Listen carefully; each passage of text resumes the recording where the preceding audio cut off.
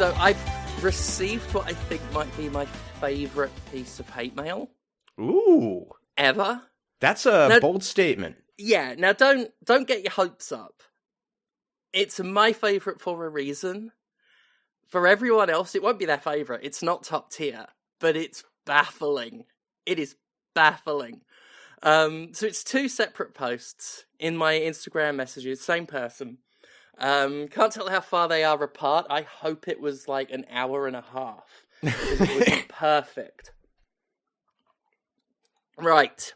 So it goes like this. Were you the one who made hypocrites hate the industrial phases based on the discovery of oil in Sega's Sonic games like Sonic 2 Oil Ocean, Sonic 4 Episode 2 Desert, Sonic XG Chaos Central? Hang on. What? Wait a minute. What? Wait. What? Can you? All right, I'm gonna have to ask you to read that first sentence one more time for me. Yeah. Yes. Gladly. Were you the one who made hypocrites hate the industrial phases based on the discovery of oil in Sega's Sonic games like Sonic 2 Oil Ocean, Sonic 4 Episode 2 Desert, Sonic XG Chaos Central? Now, as I read it again, I realise one of the issues is I don't know where the inflection goes in any of this. Right. Yeah. So my best guess from the outside is what they're trying to say is, are you the reason people don't like industrial levels in Sonic games? But they felt the need to explain what they meant by an industrial level, like the ones based on oil. You need oil production to make an industrial level. Those level types. But it could be in case you don't know the word industrial. Like, it could be advanced world building, or because another way to read it is the discovery of oil, as if like I'd been playing Oil Ocean Zone in Sonic 2 for like 40 fucking years, and suddenly went, hang on a minute. That's black gold! Like, fucking... The mention of the oil specifically, like, would lead me to think that it's some sort of extractive industry thing, like you're just against the oil industry and it would have been fine otherwise? Yeah, I mean, that could be another thing. Like, there's no indication that the industrial phases are the ones in the Sonic world, or our ones. Like, right. Am I making people hate industry? Like, just industry? I hope you're making people hate industry. The Industrial Revolution. Yeah, and the oil industry in particular. That's a good thing to make people hate. Yeah. I encourage hating those. Second message. I hate you for what you did to the Scott Cawthon Chipper and Sons Lumber Company game. What? Acknowledge that the person who's making it has some bad opinions. Well, here's the thing. You see, Five Nights at Freddy's fans, and, you know, Scott Cawthon simps and stuff, have always hated me. Oh, yeah. Long before I was blamed ridiculously with running them out of the industry. Yeah, if anything, they owe you. Well, that's the thing. The other side of it, because, you know, there are people that hate me for that. Loads of them. There are Scott Cawthon fans and people pretending to be Scott Cawthon fans. Like, always attacking me for that. It constantly comes up. The other ones who hated me years before any of that shit, they hate me for what I said about Chipper and Sons Lumber Company and hurting his feelings. Even though it led to the game that led them to know who he is. It led to the game that, like, you know, my video is a big inspiration. Not the only one, but it's a big inspiration for what Cawthon did. He has said it. Well, what about this, though, Steph? What if the problem is that person looks at Chipper and Sons and is like, Five Nights at Freddy's, fucking shit. Well, I want that earlier version that was bad. Give me that one back. Why did you make it go in a different direction? That was what I wanted. That is the other potential interpretation, because I shared it on the Trash Palace Discord, and it was pointed out that they were like, so do they hate you because it led to Five Nights at Freddy's? Because there's that too. It's why I always like say that the internet credits / blames me for making and breaking Scott Cawthon. Both cases, very overstated, but there's more truth to the first one. Because, you know, I talked to Scott at one point about it. Like, I know that, like, he acknowledges that my video was an inspiration. And I was one of a tiny handful of videos that would have ever covered it, because I was doing the really obscure Steam Greenlight shit. That's how I covered it. Very few were doing it at the time, and I don't think anyone with a platform bigger than me back then were doing it. So yeah, I am endlessly delighted that I am credited / blamed for both of those things, even though it is like, yeah, people take it to the extreme, especially the breaking bit. Like, if my video, which just pointed out the harm of the actions, not really attacked him or character assassinated him, I described what he had done with the funding and what that leads to. And then, you know, Scott did take his ball, go home, but there was a lot of criticism from a lot of people, like a lot more than, you know, the other side with Chipper and Sons. But I have people every few months, possibly more. I don't see it. I don't check a lot of social media these days, but I regularly get this kind of shit. I hate you for what you did to Scott. And I'm like, what? Look, there is another Scott on the internet already making claims about shit I've done to him. I don't need two Scotts. I'll have to call him Scotty 1 and Scotty 2, hottie.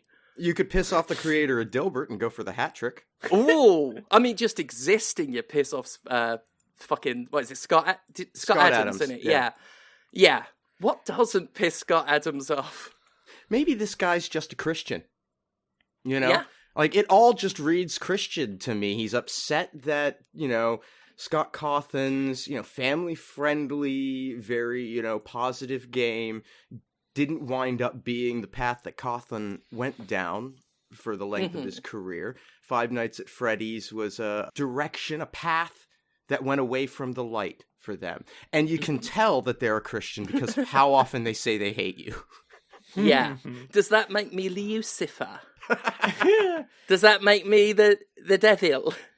When I posted, because obviously I posted it on like Blue Sky and shit, and several people were like, oh, it's just a boring Scott. Like, it was weird at first, but the Scott Cawthon stuff, it's boring. Like, block and move on, not worth it.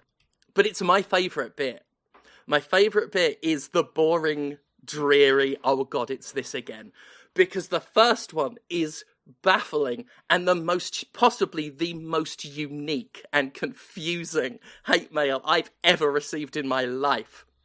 And I love that, like, maybe an hour later he thought of a real one and had to come back. Really fucking furious this time. Still completely fucking, like, wild and unhinged, but, like, righteously angry. Yeah, it's just God, I sometimes try and imagine what they're like in real life, and I can't. By comparison, I got the internet upset this week for a far more banal reason. I had some weird little transphobia popping up this week, and I was like, I'm just curious where this has come from. It's not, like, you know, bothering me, but I'm curious what's happened. Yeah. A certain corner of the internet decided that the book I wrote a few years ago, Things I Learned from Mario's Butt, is responsible for the trend of any time a video game character has a butt and there's a news story about it and everyone talks about the video game character butt. They decided that didn't happen before my book, and my book is the reason that happens, and they're very annoyed.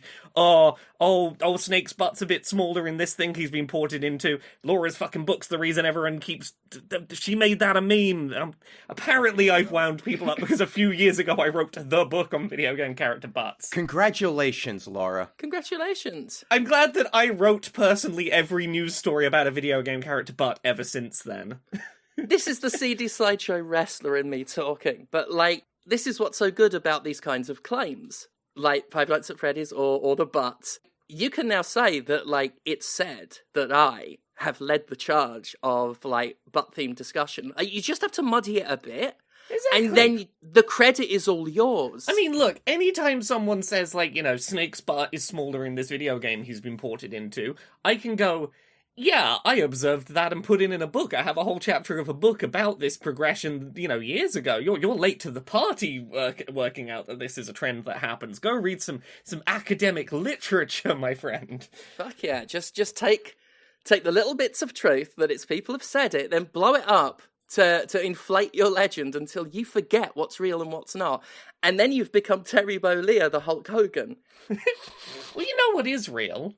What is Podquisition, real? the thing where we come and talk about video games that we've played sometimes. I'm glad you said Podquisition was real and not video games, because I would have just refuted that immediately. I was about to say they were real. Yeah. I'll tell you what, they're a real piece of shit. Yeah. Fucking video games. I hate them. I hate video them. games indeed. Like, it's not even a joke. Who's played a video game this week? I've played a couple, I love them. I've played a few. What have you played? I'll start with one then. Why not? I'll get this one out of the way because I can talk about this nice and quick. 90 hours in, I have finished Like a Dragon: Infinite Wealth, and that is a fucking good video game. I was consistently impressed my whole way through that game at how densely packed with content it was, how densely packed with mechanically and narratively unique things to be doing. I was consistently impressed at how well it walked the line between very silly and very serious, often in the same scenes. I was absolutely blown away by the scope of this game.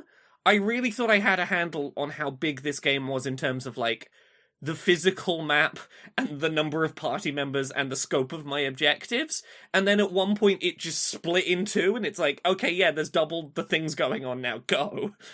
I got really fucking into the Pokemon knockoff in this game.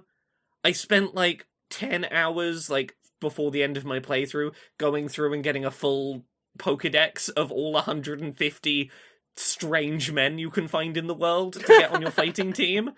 Such amazing fighters as guy trapped inside a big beach ball, or Brilliant. man with a knife, or guy with a pig mask on and a big hammer, or person trapped in a sleeping bag they can't get out of, and when they evolve like a Pokemon, they just put other sleeping bags on top of the sleeping bag to level up.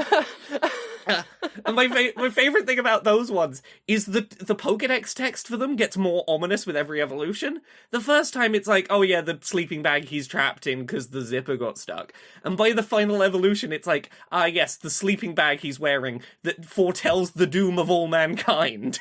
Fucking hell. This game is ridiculous. It's nonsense. I've got a couple of, like, little quibbles about it, and, like, the fact that these are my big complaints should give you a sense of how I feel about this. The very final boss of the game was a little bit of a difficulty spike. It was at the end of a dungeon, and to go and grind levels, I had to, revert to a save before the dungeon, grind for a little bit, and come back and redo the dungeon, which was, like, I would grumble more about it if not for the fact that I really did not feel I had to level grind at all during the rest of the game. The level curve was very well balanced for, I'm going and doing all the silly side content, I am perfectly leveled for what the game wants me to be at. So I don't mind that much. The only real advice I would give to anyone who's picking this up is there are 2 points of no return in this game. There is a point of no return for 2 different locations. Make sure you do all the stuff you want to do to, like, upgrade weapons and things for the second party of characters before finishing the first party's adventure. Because you might get into a situation like I did, where the second party, you're going to go do the second finale. You want to go like, oh, I need a little bit of extra damage output or something for that final boss. I'll go craft my character's ultimate weapon. Oh, the base material I need for that is in a shop in the first area I can't go back to now. So before you do the first finale, have your party prepped for the second finale. That's my biggest complaints. It's a couple of little quibbles about, like, the very end pacing of the last little bit. But it was 90 hours of very heartfelt, dramatic, very silly RPG nonsense. I'm very impressed at how well that game has done at making things that were definitely rooted in the original sort of brawling, fighting ones with Kiryu, made them feel really, really at home in the RPG mechanics, and, if anything, feel better implemented in the RPG. Things like being able to do, like, heat actions and use environmental objects to do damage on enemies is so much better telegraphed in a game where you can take a second to position yourself and check that there's an icon showing that says, yes, you will interact with this item. It feels way more fast-paced than so many RPGs because of the way that it handles movement and dynamism during turns and keeps that sort of pace up. God, I love this game, and I really hope we get another RPG in this series. I hope we get to revisit Hawaii, because they've done a fantastic job with that setting. And if there's never another Yakuza game that has Kiryu in it, I think this was a great way to send off that character, if this is where they send him off. I think they do a good job of establishing, if they wanted a new, different protagonist to continue the sort of real-time brawling Yakuza games, I think they offer a compelling option of who that could be. Damn, it's a good game. I'm glad to hear it. I played through 90 hours in like 2 weeks, and I'm currently replaying it on stream, and there's a little bit of me that's going, I could start a New Game Plus save. I could do that. I really fucking like it. Mm-hmm. So yeah, Infinite Wealth, I am a big fan of that game. There's one character in it that I want to have some conversations at some point, spoilery, about some choices made, but generally speaking, I think they knocked it out of the park. Excellent. So yeah. What about you, Steph? What you been playing this week? Helldivers 2.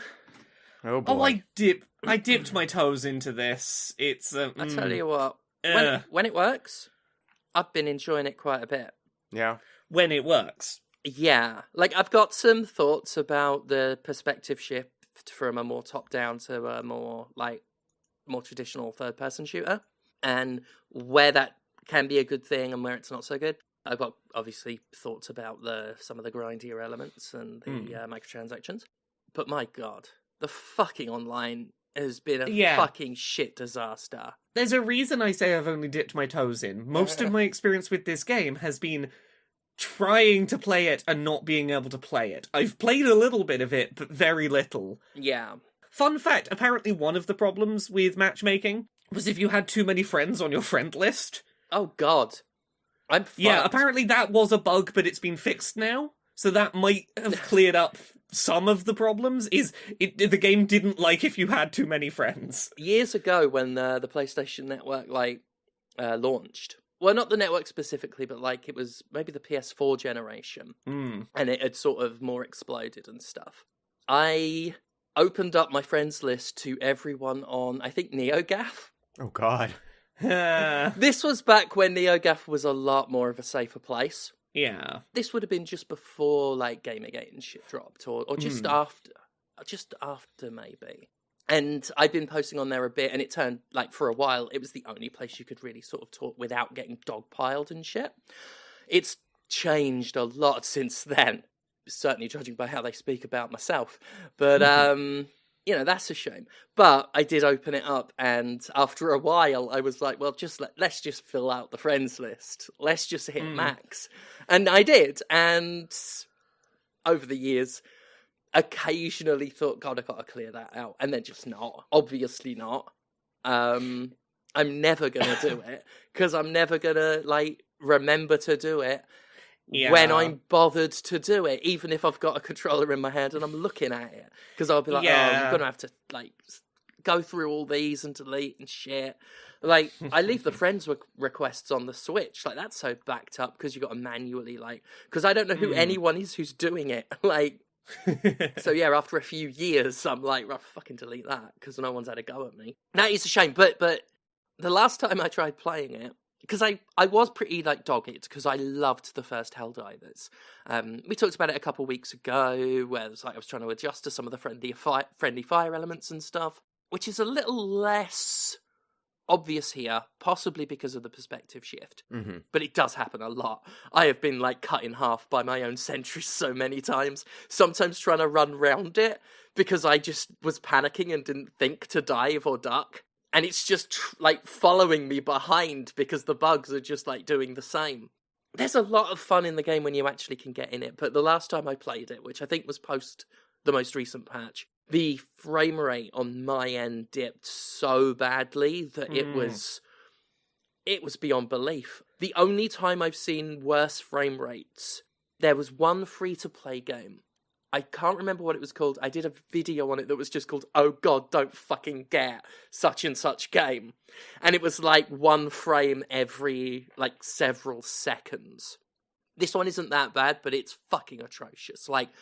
Migraine-inducing, shuddering.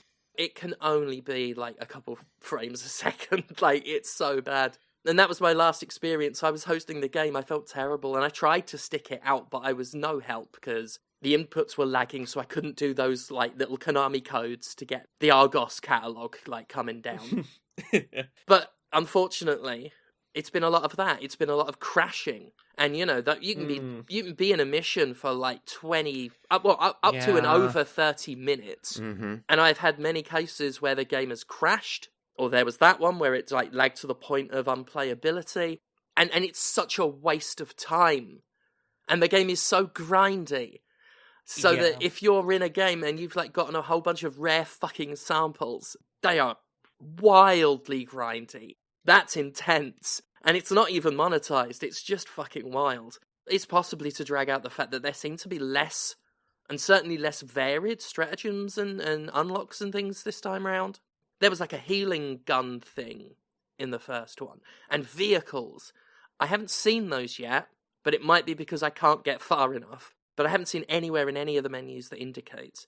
And there is a lot of walking and standing doing nothing when you're actually in a mission. But yeah, the amount of times I've tried to get into a game.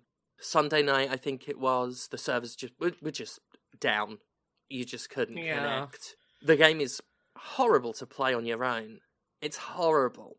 It's not fun because you're just as overwhelmed, but you don't have any backup. Like, the first one was at least playable in single player. It was not easy. Like, it was absolutely built for playing in a team, but you could develop strategies to play that single player and get very far. I wouldn't say I got very far, but I was beating levels solo in the end because I was just getting pissed off. But it was so tedious. Everything is 4 times slower. Mm-hmm. Because you have to keep like doubling back. Navigating around. Running backwards, navigating around. It takes so long. And I hate it. It's not unplayable. It's more like who'd want to play it like that? That's a shame. I really liked that first game. Mm-hmm. I'm not an online guy. I liked playing Helldivers single player. I think it had couch co-op as an option, and that's not going to be feasible with what they're doing here, I don't think, and that's a shame. But so it goes, I guess. I mean, I felt the same way about Risk of Rain. Like, I didn't see why they would want to shift perspective like this. Yeah, it gives it less identity. Right? It looks less... There was something... And maybe it wasn't what they were going for and they feel they fixed it, but there was something a bit adorable about the first Helldivers. Everything looked a little, like, toy-like. Mm-hmm. And I liked that. And it was very satisfying, as it often is in games like that, to sort of see the waves of enemies sort of burst and stuff as you, like, take them out. And there is still some satisfaction in, like, being close enough and just sort of seeing all the damage appear on these bugs and things and robots in real time.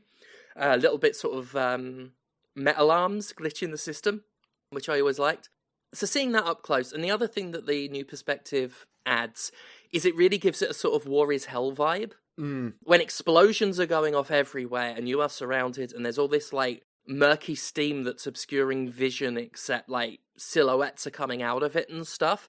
At times when it all goes to shit and you're running around panicking, still while like trying to avoid ordnance and not being cut down by gunfire and shit. Like, at times it really is like, holy shit, like, this gets across how fucking traumatizing a war situation must be, more than a serious game about war. Mm-hmm. Call of Duty couldn't hope to match the panic-inducing chaos of that kind of thing. Well, nor would it want to. I mean, the point of Call of Duty is to make you feel powerful and make the military seem good, so...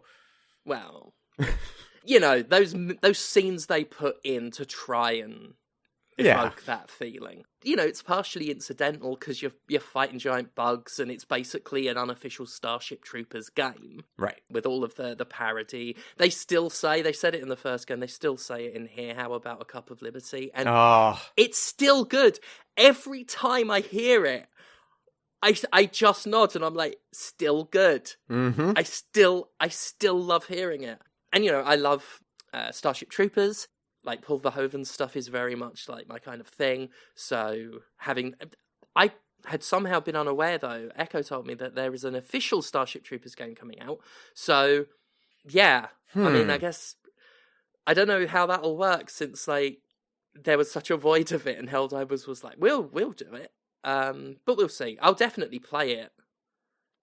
Fucking love the bug designs in the movie. Yeah, they're really good. Those big clawy things, they're so good. Oh, I love the brain bug, too. The brain bug's great. What a cool design. All of them, because they've got some other... The Beetle-y one, not so, like, because it's just not very original. God, I've got to rewatch that. Yeah. I might do that tonight. I've not watched it in so... I don't think I've watched it since I was, like, way younger. You're doing your part.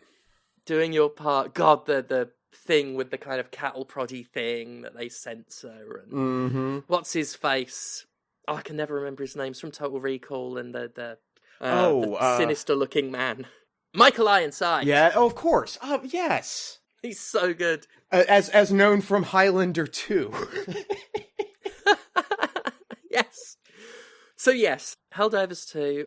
The problem is those little moments where it's like, holy fuck, like being that close to the action is like panic-inducing and kind of like, obviously for a video game, exhilarating as opposed to traumatizing. But those moments are not consistent, whereas the top-down perspective was consistently cute and endearing. It loses some personality in that.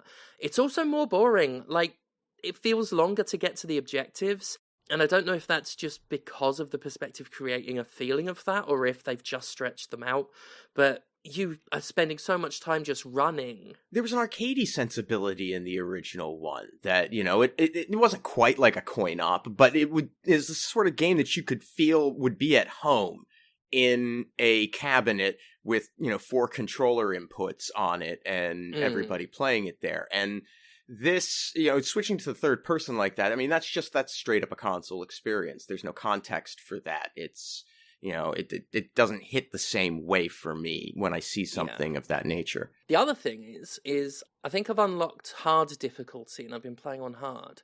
And I don't know if this is going to change if we get to the more extreme difficulties, but like some of these missions, if it's by design or a mistake, who knows? But bugs are not appearing during things you're waiting a long time for. The worst one being launching the missile, which you've just got to wait for it to very slowly, we're talking minutes and minutes, fuel up and then very slowly come out the ground before launching. And every time I've done that objective, there are no bugs. Oh. They're just not there. The one time this game doesn't have bugs. I mean the fucking... the review quips write themselves. I'm gonna fucking relish in that. But yeah, I don't know what all that downtime is for. It's weird. The other thing, just to round it out, is aside from the stratagems feeling far less exciting because they seem a lot more similar to each other and a lot less of the more interesting things. Because, you know, they're making cosmetics a big thing and they've got the microtransactions for it with a fucking rotating sharp. The armor feels way less distinctive than it did. And this happened with, like, the most famous example for me would be Shadow of War, the Mordor sequel, where the orcs that felt super original and unique in the first game were reduced to loot drops, you know, before all the big patches and stuff. They felt so much more homogenous and their traits appeared so much more often that they meant so little. And there's a bit of that here, and they've also made the designs more varied, and that's a weird thing to complain about in cosmetics, especially, you know, I love costume changes and weird fucking costumes and things in games.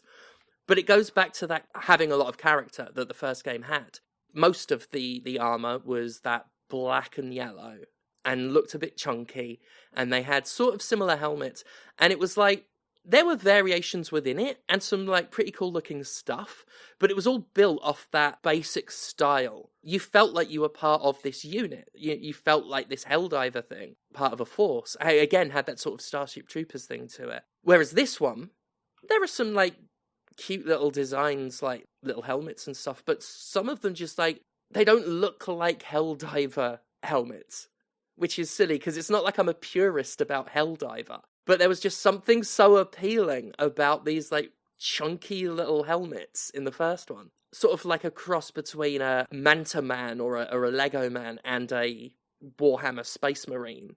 I really like that, and this one, they just all look a bit stormtroopery or Space Marine-y, and they're all very sort of different, and they're all like all sorts of different colours and stuff. You know, there's a black and red one. There's one like dressed up like a medic, which got me excited a bit.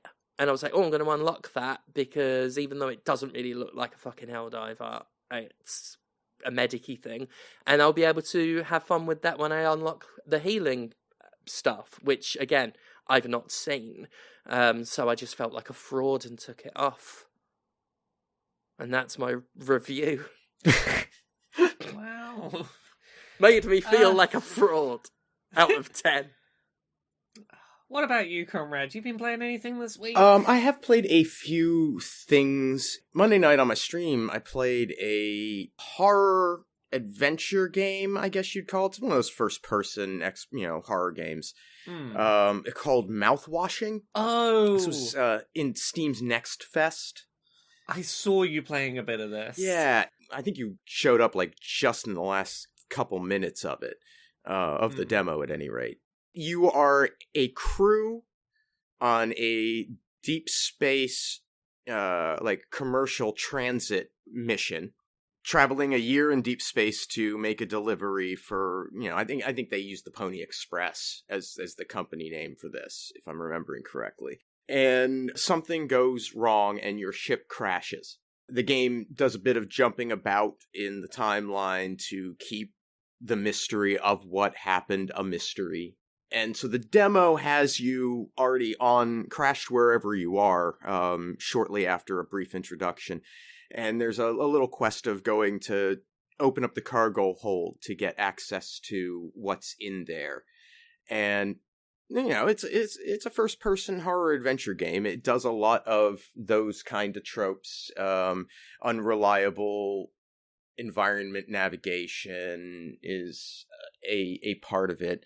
Haven't seen any jump scares, which I'm always grateful for, because I don't find them scary. I just find them annoying most of the time. Yeah. So there's that. There's some really creepy character designs. There is one character who has been pretty grievously injured in the crash, and they are all bandaged up and have one exposed eye, and it's quite unsettling. I like that. I like the general tone. I think the writing's pretty good. There's definitely a not Weyland-Yutani vibe necessarily, because that's very specific in terms of these evil motherfuckers. This is more generic evil corporation, but I like it. I like that. They've got some cool motivational posters with a creepy cartoon character that, of course, shows up being creepy. It's disorienting. It's pretty good. The demo's about 40 minutes, costs you nothing to check it out on Steam, and I would recommend giving it a shot if the sort of low graphical fidelity first-person horror is your jam. It's pretty neat. It's not actively intense in terms of any sort of needing to run from shit or stuff like that. It's just creep and dread and what the fuck. And I'm looking forward to seeing the full game when it comes out. So, yeah, Mouthwashing. Nice. Yeah. Mm-hmm. I've got one I want to talk about a little bit. I've not got a huge amount to say because I played a demo a little while back, and literally like 2 hours before recording today, the actual game went into early access, and I've been playing that. But Deep Rock Galactic Survivors is out in early access, which I talked about this a little while ago. It is based on Deep Rock Galactic, which is a game where you're a bunch of dwarves doing sort of co-op, go fight all the little bugs and things and get all your little mining resources and get out alive. This is a top-down 3D character modeled Vampire Survivors type game. Each time you jump into a playthrough, you go into a particular environment or biome type, and you're trying to clear like 5 floors and a boss at the bottom, and then you have options to like ramp the difficulty up and go to other places and sort of keep going.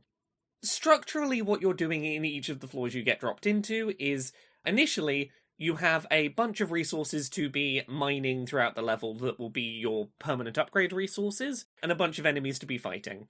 You can have at most 4 weapons at a time on your build, but you can't get all 4 weapons for your build straight away. They are limited by how many times you've leveled up. You are gated a little bit in the pace at which you can sort of build up your supply of weapons. Most of your other level ups are upgrades for the specific weapons you've already got. Things that I really like early on. I like that you can be mining and shooting at the same time, that those 2 activities aren't mutually exclusive. Mm-hmm. A lot of the weapon types automate aiming fire, much like something like Vampire Survivors, but you have a couple of weapons that have like fire in 4 directions or things like that, but a lot of them are more specifically fire at the nearest enemy, fire at the enemy with the most HP, and there are ways to tweak the targets of what something aims at. So let's say you like the firing pattern of like, oh, I like this weapon that fires in 4 directions, but I wish it was a bit stronger. Sometimes on level ups you'll get offered overclocks, which are basically, here's a big bonus to this weapon, but you will be trading something off. So for the weapon that fires in 4 directions, maybe it offers you an overclock where it now only fires in 3 directions, but it fires much more powerfully in those 3 directions. Something to that effect. Or you lose a bit of rate of fire, but now you're doing lightning damage, and that will sort of arc between enemies. And generally that is doing a pretty good job from what I've seen so far of making builds feel unique, even with a limited number of weapons you can have equipped at a time. Each floor that you descend through also, not initially, but once you unlock it, starts getting secondary side objectives, which will allow you to get a lot of bonus material for buying things between levels and your sort of permanent overall upgrades. Those might be things like mine a certain amount of a specific material in this level, or go find a bunch of weird-looking mushrooms around the level, stuff like that. One thing that's different from the demo that I really like that this is doing is every level, at some point during the level, a supply drop will drop in, and it will usually have like character upgrades that are things like anytime you mine this mineral that gets you health, it'll increase your max health as well as healing you, or anytime you mine gold, gain bonus experience for leveling up, or something like that. But when these drop in, they will have like a circle around them that needs to be cleared. So sometimes they'll drop in and you'll have to go mine a bunch of rock away to have a clear circle around them so that they can deploy, and then stand near them for a few seconds to open them up. Meaning that you can't necessarily do the constantly running and backing away. You have to hunker down in a spot if you want to get those pretty significant upgrades. I like that as I've gone through the first couple of hours of this game, I've unlocked some characters that have felt significantly different in how their default weapons work. I just unlocked the Gunner, who has a very powerful, like, fast rate of fire machine gun, but it's one of the few characters that only fires in front of it where it's heading. Sort of like the knife-throwing one in Vampire Survivors. So you're having to sort of stop and turn around to face what you want to hit, which is a bigger deal in Deep Rock Survivors, because you want to be facing the rock that you are either trying to dig a tunnel through to get away from approaching enemies, or mining materials or something. It very much does split your attention if you have to turn away from the rock face, which, you know, gives that character a good, distinct feel. Yeah, I really like this. I was dubious initially of a 3D character-modelled game in this kind of genre. It works really well. They've done a very good job of making it. It runs well on Steam Deck. It looks visually distinct enough that it's easy to follow what's going on. I very much enjoy that there's explosive enemies that will sometimes set off explosions with other explosive enemies and set off very satisfying little chain reactions. It's just entered early access, and right now I think there's, like, from what I've seen, 4 characters and 3 maps. I have a reasonable degree of faith in this getting long-term support, just from the fact that, as someone that's played a lot of the original Deep Rock Galactic, that game is still getting, like, multiple times a year very big free content updates very regularly added to it. And I know that's no guarantee for this, you know, spin-off. I'm more willing to trust that this will get ongoing content than I would be with a lot of games. But yeah, very promising first couple of hours. I am very into it, and I think it is really, really, really worth checking out. What about you, Steph? You played anything else this week? Yes. I've played Banishers, a little bit of that. That's a Don't Nod game, Focus Home Interactive published. You know the kind. Mm-hmm. It's exactly like one of them, and that's not really a bad thing. It's fine. Yeah, I'm happy to have that. It is about these ghost banishers who banish ghosts when, they come to this town in sort of newly settled America, because a lot of the games these people put out seem to love, like, colonization and shit. But, like, withered crops and curses and shit have happened. So they turn up, there's some, like, evil ghost doing some shit, kills one of them, who comes back as a ghost, and so you can press a button to switch between them, and they are in love. Seems good so far. Seems pretty decent. Seems like one of their less unstable ones. So that's fine. There was one other that I could have just quickly bashed out, because I don't think I've got much to say about that one either. I've got a mind like a fucking sieve. It wasn't a remake, was it? Or Rebirth? Oh, yes. Yeah, that was the other one, which we both played, didn't we? Yeah, Final Fantasy VII Rebirth got a demo. It's the first chapter of the game. It's a couple of hours long. I don't have a huge amount to say about it, other than it sure is more Final Fantasy VII Remake. I'm thrilled about that. I'm perfectly happy with that so far, because obviously this will be the test whether the first one was the subversive brilliance I thought it was when it was standalone, or if they're gonna fuck it up. Well, we shall see. I can't wait. This first chapter is very what you expect of Final Fantasy VII. Yes. I will say, I think that starting part 2 on the Nibelheim flashback is a really good excuse to redo tutorializing you into the combat mechanics and have that not feel weird. That's quite right? good, yeah. Yeah, it's a reasonable excuse for you to have to go and explain to Cloud how to fight again for a minute. Although the implication by the end of the demo seemed to be that section isn't the beginning of the game proper. So if you don't get the demo, you might not get that tutorial, because at the end of the demo, or at somewhere in it, it says that the save data will be carried over, and you can skip this portion of the game when you get the main game. So certainly a good idea. I just don't know if they've done it on purpose or not. Well, no, I'm assuming what they mean by that is this is chapter 1. We're not going to make you replay chapter 1. This is the start of the game. Possibly. You will just start from past this because you've done it already. The reason I say possibly is because the demo starts with the present day party at, I think the town's called Kaim. Whereas I think didn't the game end with them not having proper left Midgard yet? Like, they were just about to set off. So they've got to fill that in. Maybe it'll just be a cutscene and then you skip. They made the attempt to leave Midgard, and then weirdness went on with Sephiroth. I remember that. But like they were heading out on the highway. Yeah, it just would be quite abrupt.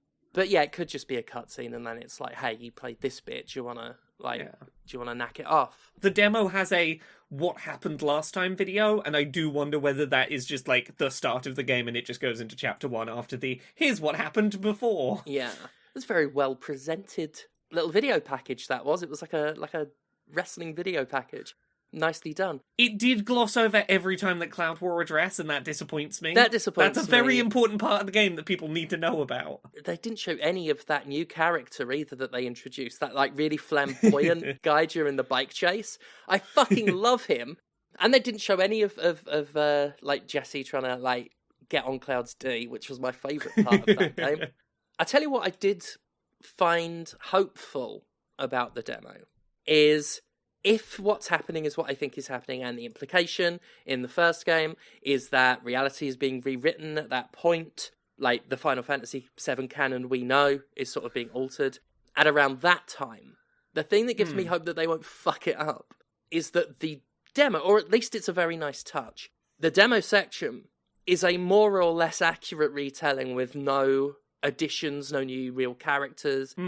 It's an accurate retelling of the backstory in Final Fantasy VII. Yes. Because there's no continuity breaking or anything at this point. And again, could be accidental, could be reading way too much into it. But if that was on purpose, just to be like, yeah, anything before this timeline is as it was, I find that interesting. Certainly an interesting coincidence if it wasn't on purpose. Yeah, that's sort of my feeling right now about it. And I similarly have hope that that's what's going on. Because that would indicate to me that they do understand what they're doing here. Yeah. Anything before things change is the same, as obvious as that fucking sounds.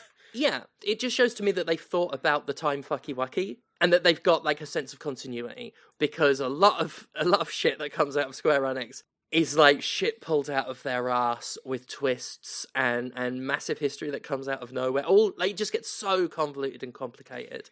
Yeah. So that just tells me, well, it doesn't tell me anything, but it makes me hope that they have properly thought about this and aren't just going to be doing like wild and ridiculous things, like the one thing I hope they don't do. But we'll see. That's the one thing I'm very curious about whether they'll do, and by the time Part 2 Rebirth is done, I suspect we will know. Mm-hmm. I can't wait. I feel like we have to know by then, so I can't it'll be wait. Interesting. Like, I say I hope they don't fuck it up. But I'm winning either way. It would be fucking glorious if they fucked it up. Yeah, it's not like I'm nervous. Like, it's some series I love Final Fantasy VII. Like, I grew up with that game. It means a lot to me. It was my first Final Fantasy, and, you know, the first that had been in the UK for so many years. Big deal. But I'm not so precious that the remake, Rebirth stuff matters enough to me that it would feel like any desecration, because I'm happy enough to just ignore that. Unlike, you know, some other things I might be more precious about. So I'm just like, I'm anticipating this either way. I'm giddy. That's all I wanted to say. I'm just very excited because it's a roll of the dice and just the excitement of finding out. It's like, that's what it is. There is something exciting about not knowing with a thing that when the first part came out seemed like it would be full of so few unknowns. Mm-hmm. I'm excited. But yeah, what about you, Comrade? You played anything else this week? I played a bunch of stuff. Most of it's not worth talking about if I'm totally honest. I played more Like a Dragon.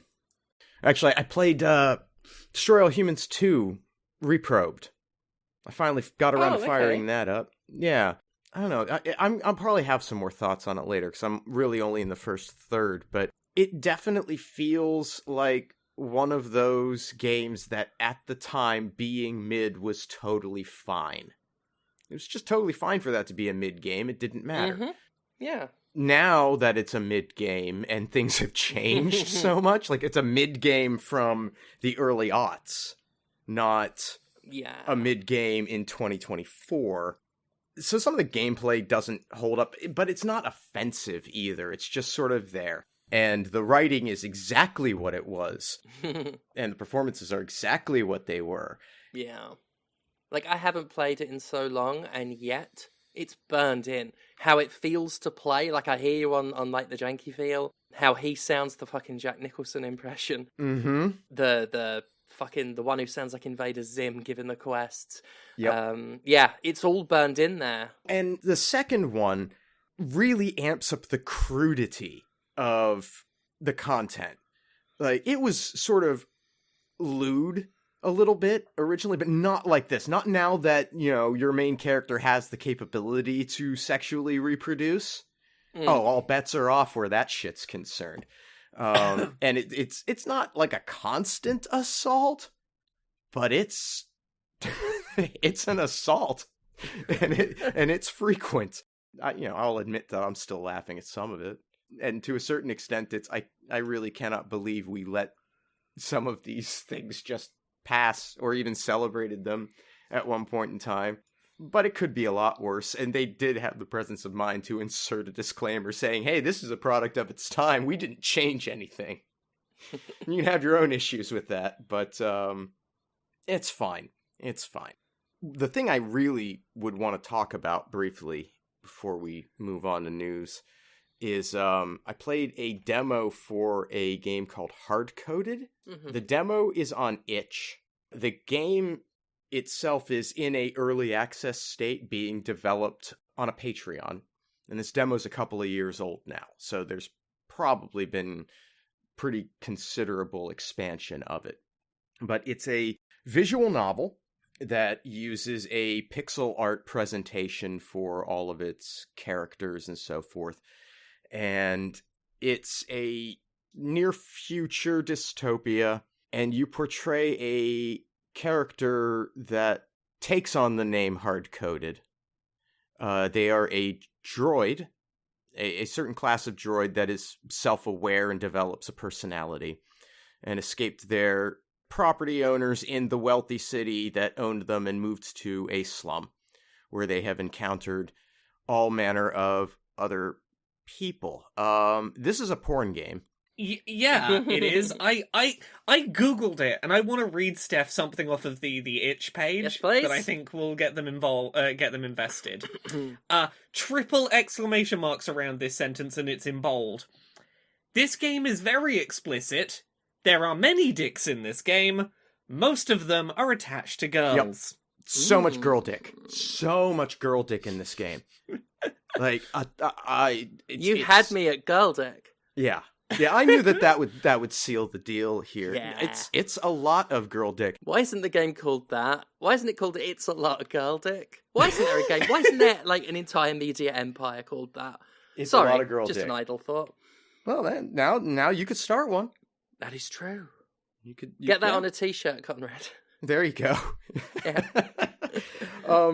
It's very well written is the thing. For something that is a pretty tried and true plot line, the premise is, like the central mystery problems in this. There's two of them, and I'm sure they're not connected at all. But it deals with your appearance in the slums and being hunted down by a security company, and a weird phenomenon that has been happening that, do you know the classic Star Trek episode, The Naked Time? It's all a blur to me now, is the Star Trek.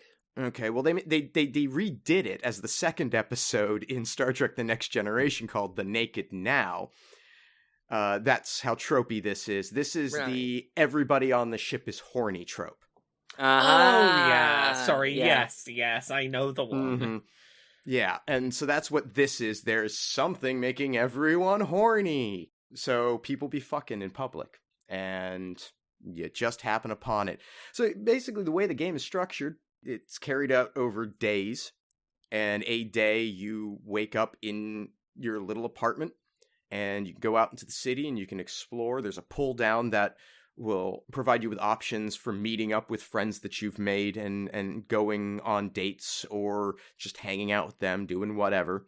And then there's also just stuff in the environments. There's a few apartment buildings, a few city streets with some alleys that you can go down and find some interesting things. At one point, there's just a tentacle monster hanging out of a drain, and you can go and interact with that tentacle monster. There are things that you can buy from using coupons that you acquire by engaging in events.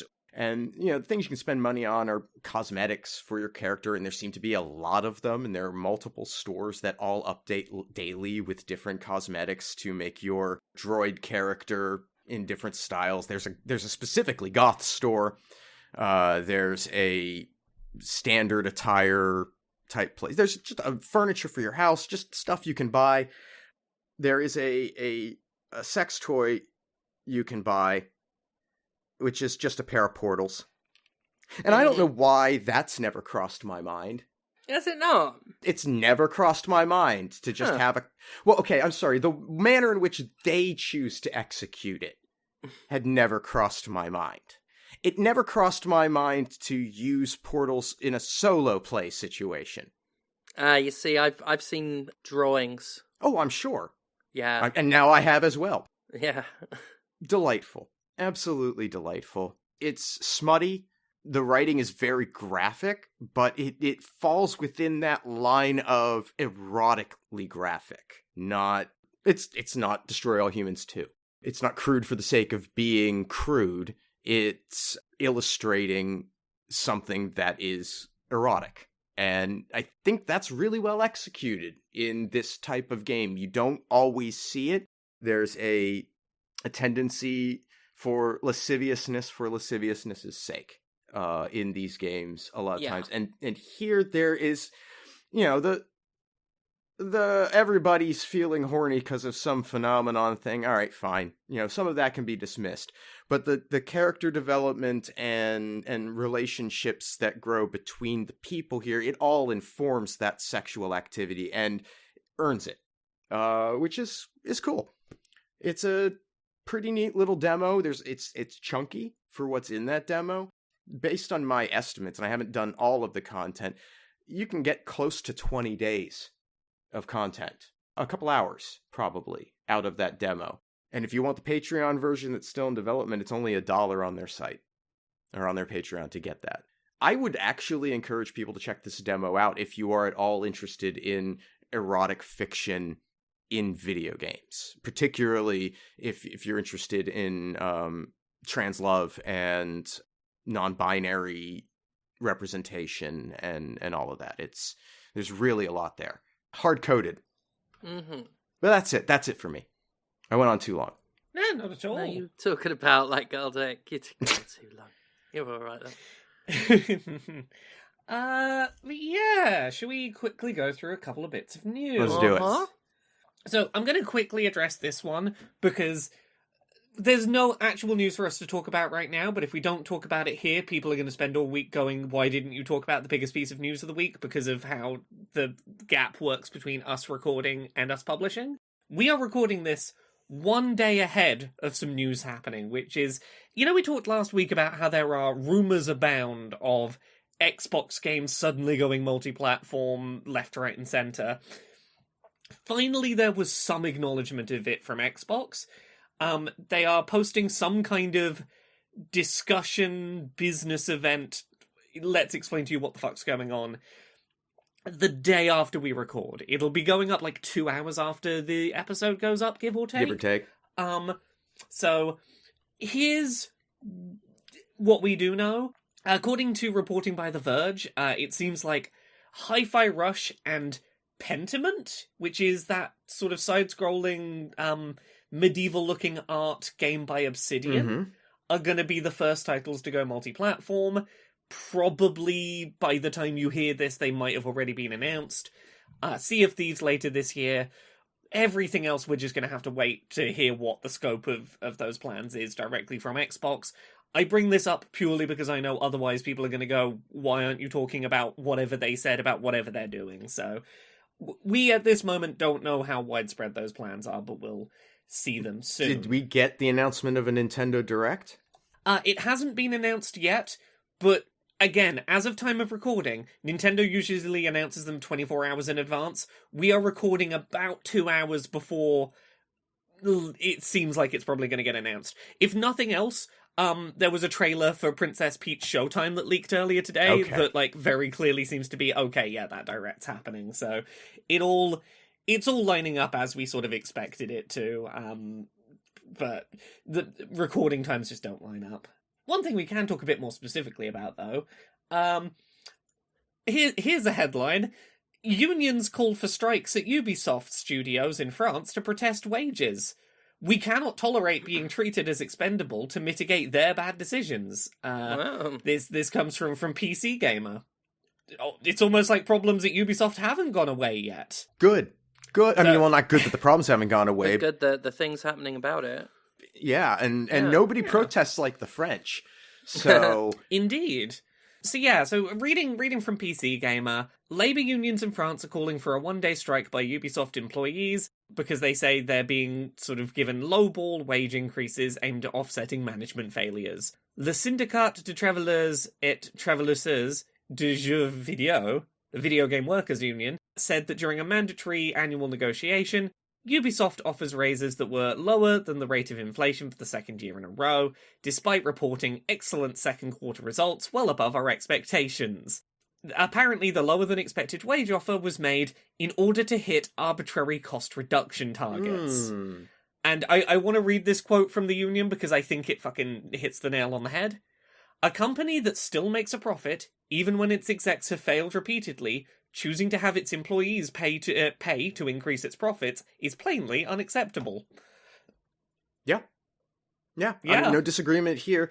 I would really love, and this is just me, fantasizing, but I would love to see some solidarity between the workers at Ubisoft and the farmers that are currently protesting in France. The ones pouring shit through doorways. Well, yeah, that's what I'm thinking. I would really love to see them come along because I know they've got the manure.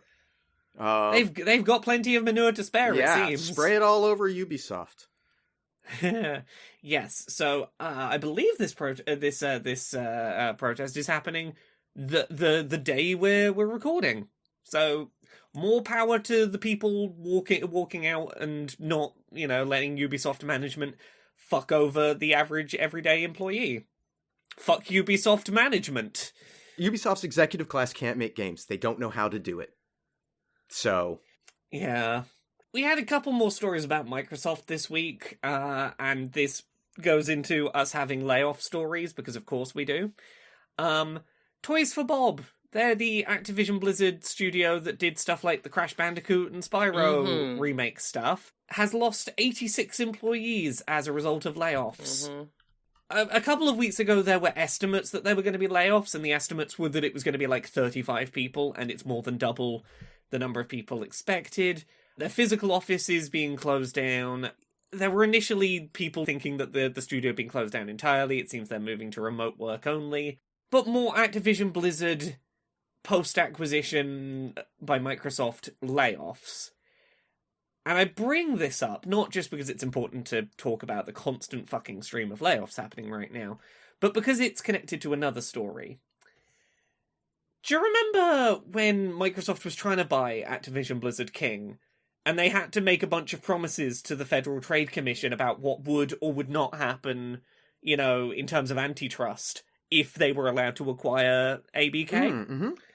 Yeah, one of the things that they did is they sort of really suggested to the FTC that Activision Blizzard King would sort of be structured and operated in it as its own separate entity from Microsoft, post-acquisition, and therefore, Microsoft wouldn't be able to do things like decide that layoffs should happen there, because it would be being run as its own separate company. Activision Blizzard King would have to be deciding layoffs and things.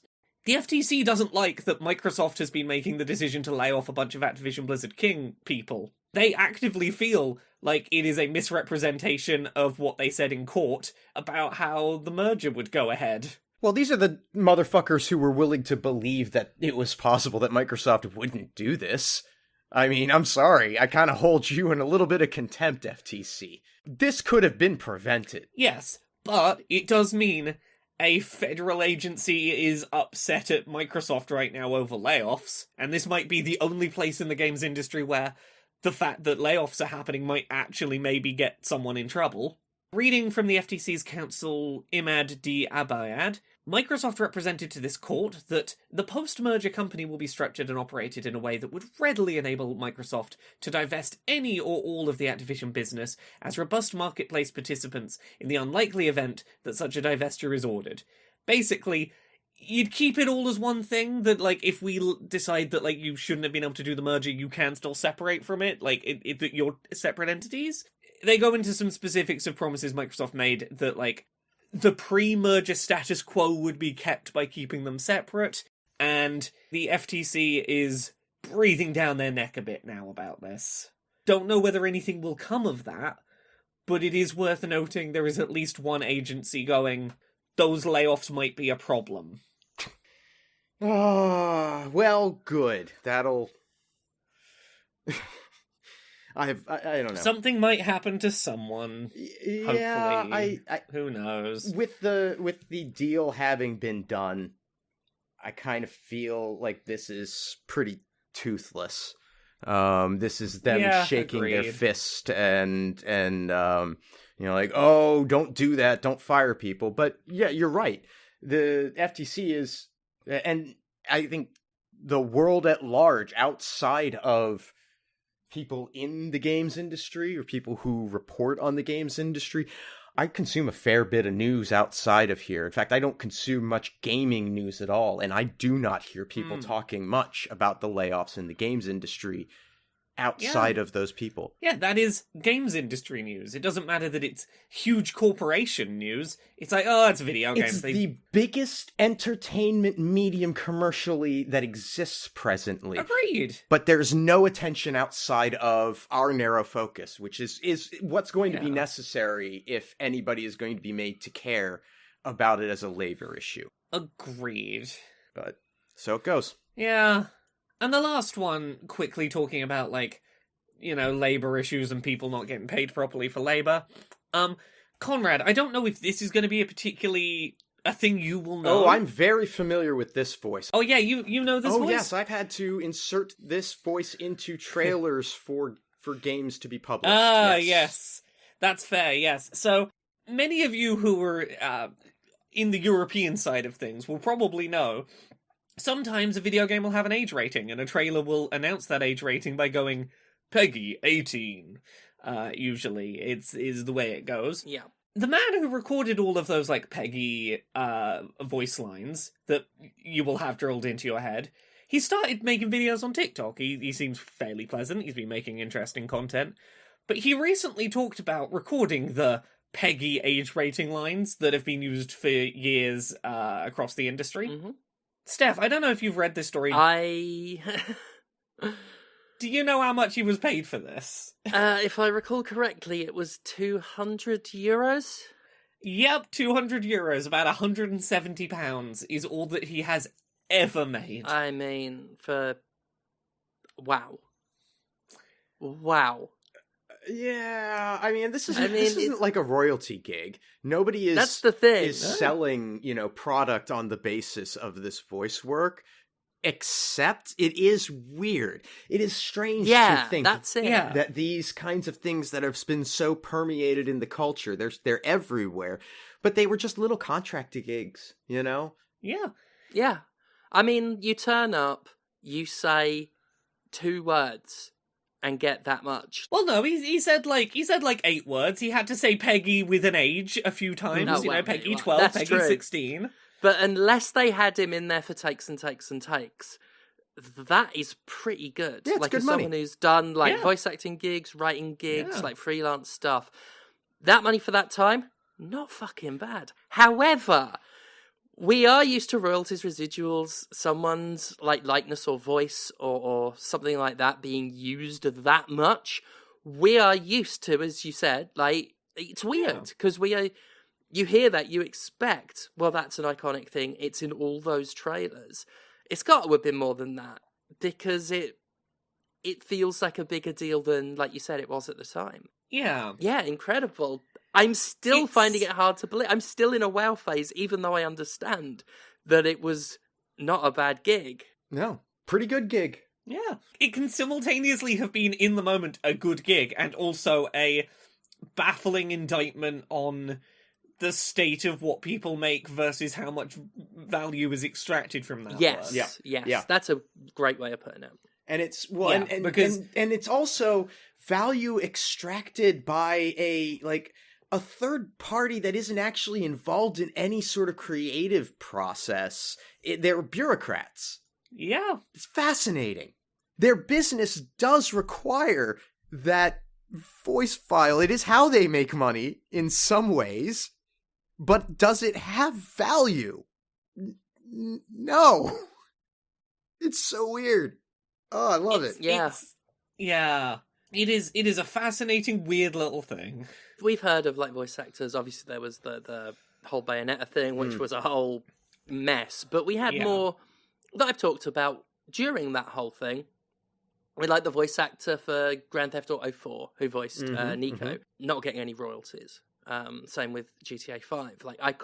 Iconic voices that made the characters and are baked into that game. You can replace PEGI 18. Yep. Conrad would do a great PEGI 18. PEGI 18. See? Perfect. Now, as the, rights holder of this podcast... I'll take my £175. Yeah, that's it. We done them. We done the stories, I think. We done the stories. We done the things. In Balamori. Well, people will want Balamori of your content. Of your content, Laura. Could you tell us Balamori about it? I did the same joke again. It was fine. It's fine that I did that. It was I fine acknowledge that I did wrong, but I'm not sorry. Yeah. You're faultless in this. It's all good. You can find the stuff I do at Laura K Buzz pretty much everywhere. Twitter, Twitch, YouTube, TikTok, Blue Sky, Mastodon, all of the places. Patreon, Laura K. Buzz on Patreon. That is the best place to support the stuff that I do. As little as $1 a month over there means that I can keep doing the stuff I do. Yeah, Laura K. Buzz, you'll find all that stuff. What about you, Conrad? Oh, you could find me at Conrad Zimmerman on Instagram and Blue Sky. You can hang out with me on Twitch at twitch.tv/thatconradzimmerman.